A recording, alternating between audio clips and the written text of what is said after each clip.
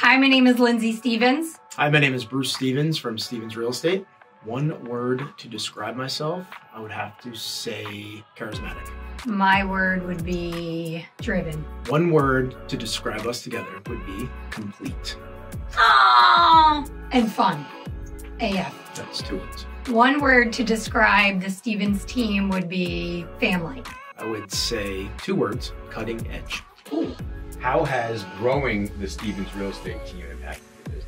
So I feel like Bruce is the big thinker. Like, I feel like your vision is so huge. So when we started growing, I wanted to keep it small and keep it super simple and not grow beyond what I felt was comfortable, maybe. Bruce is not afraid to take risk at all. The bigger, the better. But he does it in a way where he understands before he makes a move. So I've learned I just need to trust his vision. And you put me behind a vision, I will execute. So he's definitely the visionary, the big thinker. You know, I'm the executor, I'm the doer, and I'll stand up in front of the room and make everybody super excited. But behind it all is this quiet man who is really the brains behind the operation. Growing the Stevens team has impacted me personally. Just being able to watch human development, personal development, around us. So I think as we grow, the people grow with us. Watching other people's successes has been the biggest impact. What do we say downstairs? We're not a real estate company, we're a personal development company disguised as a real estate company. Being on the Zillow Flex team definitely has impacted our business in ways that it's given opportunity at such an early stage in an agent's career. It just opens the doors for so many more possibilities. It just leverages Zillow's marketing efforts and brand awareness, as a top of funnel, and just gets it into our hands so much easier and quicker and at a much higher scale than we could do without them as a partner. So it's enabled us to grow rapidly. So I feel like I'll never retire. I feel like work for me brings me such joy. My ultimate goal would be to leverage myself so I can step out of the business and put leaders in place to do the things that maybe the day-to-day activities that I'm doing personally right now, but just oversee at a larger scale. But I don't know that I'll ever actually retire.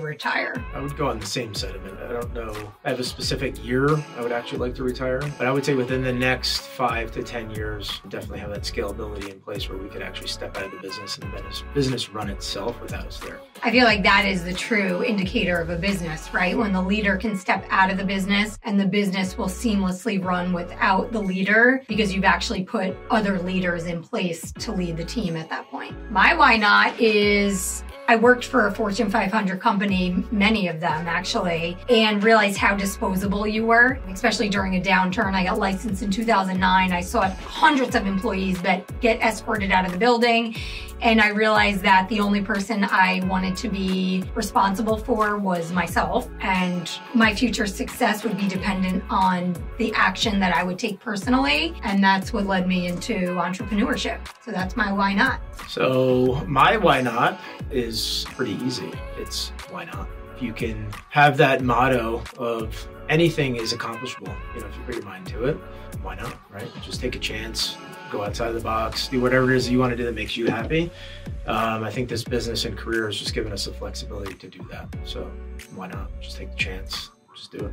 My favorite part about this job is the team, the people. I feel like we've built something so special. All the people in our ecosystem, I finally feel like we're attracting the people that see our magic or vibe with our magic. All the people that are in the ecosystem right now are just incredible human beings that I feel really blessed to have in our circle and on our team. And it's just been really rewarding to be a part of that. Favorite part about this job? I think it gives us an opportunity to create a legacy for our family. I think that's my big why not as well. And also, to piggyback on what Lindsay says, seeing the people around us grow, that's inspirational itself. So what we're doing is not for nothing. It's not just for us. I always say this isn't for us, it's for us, meaning the whole team. So I was afraid of under my bed. I was convinced there was somebody under there.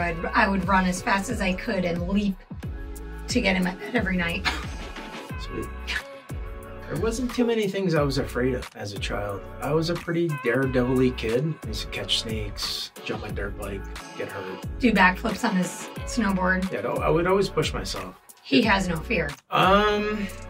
No, I don't think I would. I think everything happens the way it's supposed to happen. You know, adversity creates lessons and teaches us and shapes us, and I think it's how you act, you know, from those teachings is the most important thing. So no, I think the lessons were all there for a reason. I agree. I feel like if you start over, you may not end up where you're supposed to end up. And I feel like everything you go through and all the hard lessons you have to learn and falling down and getting your teeth kicked in and all these things, maybe, you know, tragedy or difficult times in your personal life make you who you are and make you stronger. No, I would never start over.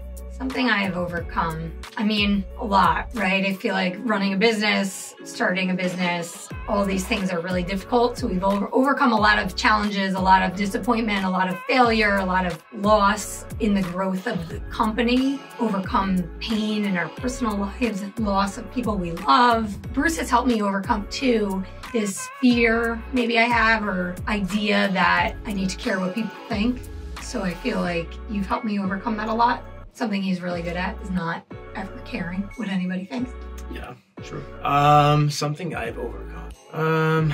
Nothing specific stands out. I mean, I think life is a series of challenges and obstacles to overcome on a daily basis. It's a daily challenge, right? We got family challenges. You have, you know, rearing your child challenges. You have business challenges. You have employee challenges. Everything's a challenge. I think life itself is a challenge. So overcoming, getting to where we're at today is just a testament to overcoming all of the obstacles we've encountered throughout the entire path. My favorite way to work out is endurance training. He stole that from me, just so you all know. So yeah, endurance training. I love riding my bike. Would probably be my new favorite thing to do. I like to cycle. So mountain biking, road biking. Did my first triathlon this year. So running, second favorite without a doubt. Maybe first favorite. Just easy to strap on a pair of shoes and get out there and do it. Cross trained, a little bit of weights here and there, push-ups, sit-ups, you know, calisthenic type of stuff. That's it. Just something I can do out my back door. No surprise, running for me. How tall are you? On a good day, 5'3". On a not so good day, 5'2". I am 5'11". I am the one that owns the Netflix account, yeah. And everybody else borrows it. Yeah. Legit. 2 lessons that took me a long time to learn. I'm still learning. We're all always learning. Is stop caring what people think and stop having expectations of other people, right? So when you have expectations of other people is when you get let down. So 2 things I've worked really hard on. Staying in my lane and just focusing on myself and not caring about the outside noise. Mine is the speed of execution. Implementation and just getting stuff into play immediately, the faster you can do things. So like lacking procrastination on all fronts, personal, professional. Instead of having that big to-do list, just getting stuff done. Like, so the quicker you can either hand it off or do it yourself is my biggest lesson. I know I could win a game show and I know exactly which one. Well, I think I could win a game show, definitely. And if Joe Rogan and Fear Factor was still out there, I could win that too. Totally go on that show and I'd probably have a hard time with eating the bugs. Got a weak stomach when it comes to that stuff, but I think I'd get through it. Fear is evidently not a factor for you. That's right. Joe Rogan, you watch him, buddy? You want to know what I think I can win? What? The Amazing Race. Oh, yeah, that's a good one. I would do the Amazing Race too. Have I ever won a contest? Yeah, I've actually, you know, I'm like weird lucky when it comes to that stuff. Like I go to like random things, like a race. We'll go to a running race, Lindsay be racing, I'll be watching. Enter a drawing. I win. So there's been a lot of those things. Yeah, like you win a lot of raffles. Lot of raffles. I'm like heavy on the raffles, not so much on the lotto, unfortunately, but raffles, yeah. I'll never forget it. Still have a picture. I won the golden egg at the Easter egg hunt at Duzine Elementary School, Robbie, and it's like still one of my proudest contest wins ever. Circa 1980s. Would I ever skydive? Yes, I've actually have skydove many of times. I was on my way to getting my certification so I could jump out by myself and has stopped 4 or 5 years since the last time I jumped. But yeah, I would definitely jump again. I've jumped twice. I would never do it again. What stopped you? My kids being on the ground and Bruce's parachute not opening when he jumped by himself. That's a fact. Socks with sandals. That's a pretty interesting question. It's like, you know, unfortunately I'm gonna have to say yes, not by any other choice because I didn't have anything else to put on my feet. So I need to have something on my feet at all times, unfortunately. So Bruce, Yeah. I'm not sure if that Okay. answer passed the test because you didn't have to put socks on to put the sample on. No, the socks were on It sounds like you wanted the socks already, and then I needed something to give me support underneath my, on. Fair enough. my feet, so I would slip on He does always need to have Birkenstocks, something on his feet. sandals, I knew he was gonna say that. slip-ons, flip-flops. Even I wedged my toes in between the sock. With the I mean, that's flip-flop what we're thing. trying to get at, right? Yeah, like it's do it's you do a happened. thong with the sock? I do a thong with the sock, unfortunately. I'm one of those guys. Not out in public so much, but if I have to, I will. I don't really care. I loved when I was younger. I lived in Birkenstocks, so in the wintertime I would wear them with socks. And Maya actually wore Birkenstocks with socks to school. Our bed is definitely made. Lindsay is a bed maker. Me, not so much. I'd get out and be ready for me to get back in every day, every morning. It's made like we never were in there. The way to my heart is, I mean, I love to have fun. We have a lot of fun. Like we work hard, we play harder, and it's super fun to have our kids involved in, you know, they're older now, so they're involved, I feel like, in a lot of the play we're doing. So just being together, having fun, laughing, doing crazy stuff, riding upside down roller coasters or race cars or I'm gonna piggyback on that a little bit. The way to my heart definitely is adventure. travel. Yeah, just like to new, exciting places. I'm a thrill seeker. Get me on a cliff, jumping off a cliff, jumping out of a plane, racing a car, street bike, on a track, like stuff like that. Those type of activities for me personally is definitely the way. Kosher dill, spears, pickles. Go-to snack. You're a snacky. Let's see, what is my go-to snack? Lately, I would say my go-to snack is cottage cheese, like with all kinds of stuff. Chips, fruit, blueberries specifically. If we go on the carb side, I like the Ritz crackers with the cheddar cheese. Those are pretty dope. Extra toasty. Or the peanut butter. Yeah, not so much peanut butter guy. Like I like peanut butter, but not the Ritz prepackaged. cracker. Nah, not prepackaged. This is whack. Yeah. Do I have any tattoos? Yes, I do have some tattoos. If I could go back, I'd probably not get any tattoos. Would you So- get any more? Which one's worse? Okay, so I would get a tattoo. A very thoughtfully.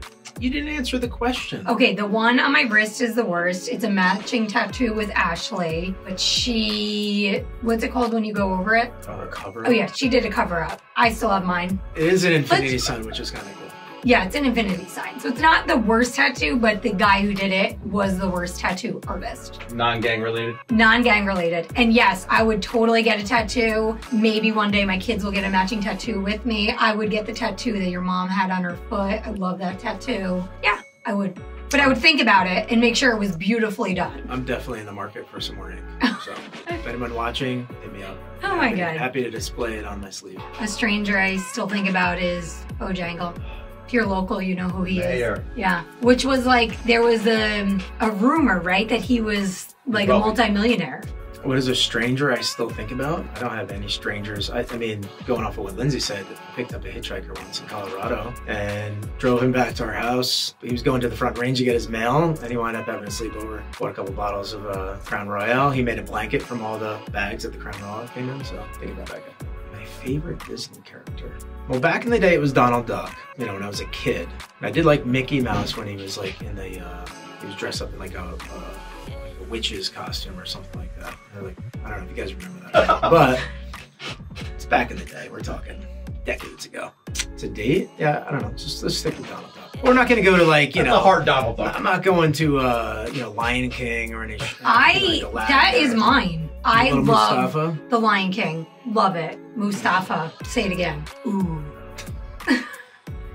But I love all Disney movies. Moana, Finding Nemo, Beauty and the Beast, Aladdin, Little Mermaid. What surprised me most about being in real estate is it's hard. It's a hard business to break into. It's a hard business to make money in. It's a hard business to stay level-headed and not take on emotion and toxic. It's just hard. It's harder than most people anticipate. And it's something now when I sit with new agents, I let them know, listen, it's not easy. It's not as easy as GTV says it is or makes it look. You know, you gotta be really focused and committed, and yeah, it's not easy. Yeah, I think the hardest thing, I would have to say the level of commitment in terms of hours that you actually have to put in to be successful. Your standard 40-hour week definitely doesn't apply to this career. So If you're not a hustler and a go-getter, just stay home, stay on the couch.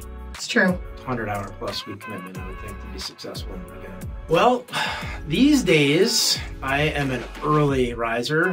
Last night's, I was up about 2 o'clock, but I would say on a normal day, it's about 5 o'clock. I feel like the roles have reversed. I used to get up at like 3:30, 4:30. I would train super early. Now, sleeping later. I'm up by 6 every day. 6 is the end-all be-all. Yes. Goes off. Yes. My favorite holiday is Christmas. I'm gonna say my favorite holiday. I mean, things evolve, you know? So I think it used to be Christmas. I used to love Christmas. Now it's Thanksgiving. No, it's definitely Halloween.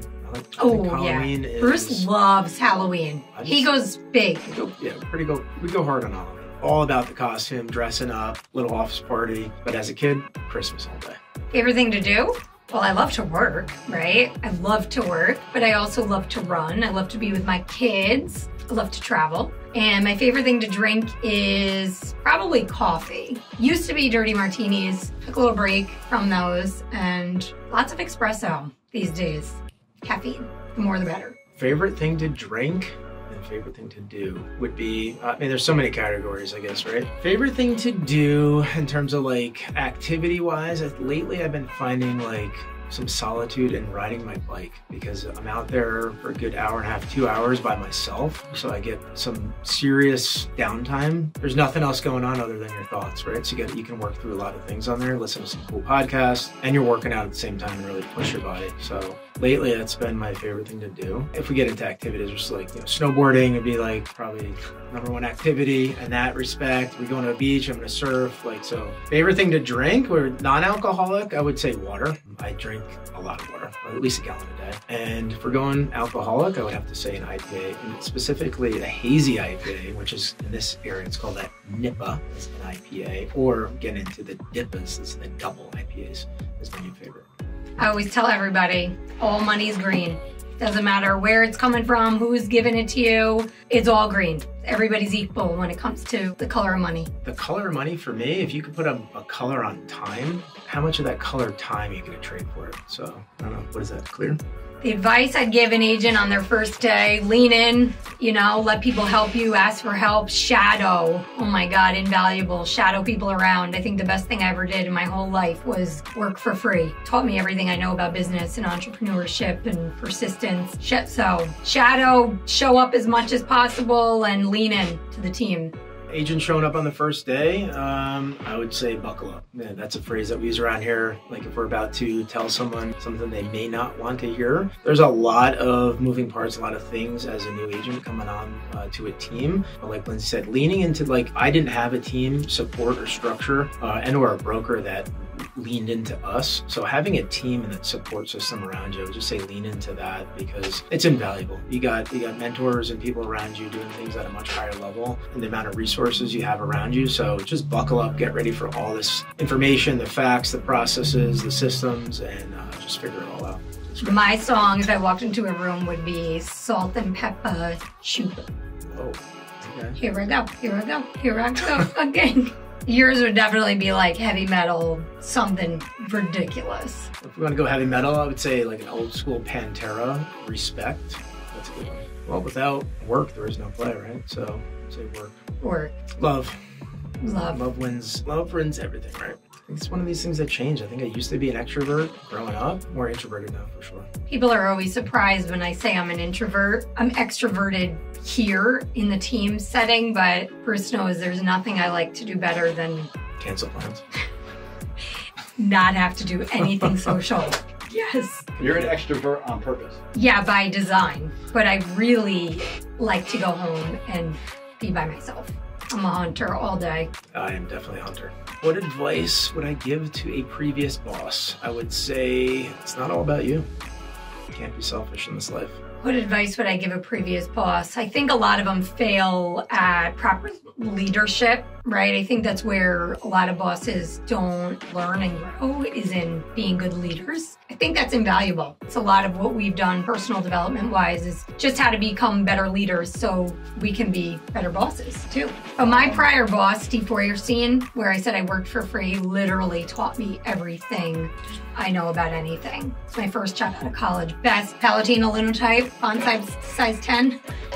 Like, even down to the font I use is still the font he taught me to use, the way I write my emails. Right. Like, he took me in big, powerful rooms as like a 20-year-old. What do I see for the future of this team? I see growth. I see support, leadership in the general sense, in our region. I see us being a dominant force in Mountain Valley. For the future of this team, I agree with Bruce. I see growth, like tremendous growth personally and professionally, and just bringing in bodies, right? Like, I think our goal is to double our agent count and bring in people who want to be better, do more business, and make a difference. And it's not just bodies, it's the right bodies, right? The right people. We have a mission statement, we have a vision, and we have values, and I think those core values are super important to anyone that we align with as a team member. Specifically, it has to be the right bodies. Yes, and the right 100%. Because the culture, that will affect the culture they pull out, right? So in order to keep that culture what it is now, we have to emulate that moving forward. So attracting the right people, and we do that by being authentically us. So my slogan, if I was a brand, would be show the fuck up. What would my slogan be if I was a brand? I would have to go with the old adage that word is bond, right? My word is bond. We do what we say we're gonna do, and it's backed by actions, right? Or deliver. I think the meaning of life is to live before you die, and live to your truest potential. I feel like you always have to, or I feel like I always need to be pushing myself to be better, right? And I think somebody said to me, like, when is it gonna be enough? Like, for me, never. Just to be better, show my kids that they can do anything that they want to do, and truly to live while you're here. That's such a deep question. I don't know, you're a sum of all your experiences, right? So I think just being able to give everything you have, emotionally, physically, spiritually, back to anyone around you is the most impactful thing you can do in life. So to me, that's the meaning. I think my children and our team, I think, because they're our children too, in some respects, right? So the growth of the people around us, so giving back. I'm most proud of, obviously, my family and my kids, which I can't believe how big they are now, but also us, right? Like, how much we've done in the time we've done it, which feels like a blink of an eye, but painting the walls here 9 months pregnant and nobody ever calling or showing up, just the work we've put in together to build something special. Proud of it. I am proud of myself. Yeah, more and more every day. Yeah, I'd have to say I am proud of myself as well. You have to change in order to grow, right? You have to put yourself in those uncomfortable situations. Being proud comes from those actions. So definitely lately, it made me proud of myself. Closing. Show up, do good, make a difference. Change people's lives, change your own life, impact the people around you, and never quit trying to quit something you need to quit. Very true. In closing, I would say, this is something that I've always known, but I think it's been reaffirmed lately, more often than not, is you have to give it all away in order to get back. Oh, that's something we've really learned. In order to keep what you have, you must give it all away. That's where our culture of contribution has really been built. So coming from a place of contribution, and no matter what it is, physical things, monetary things, your time, your knowledge, just giving it all away. That's my ultimate goal. Is, we're going to leave this earth with nothing, right? Setting it up to give it all away is actually what I'm doing.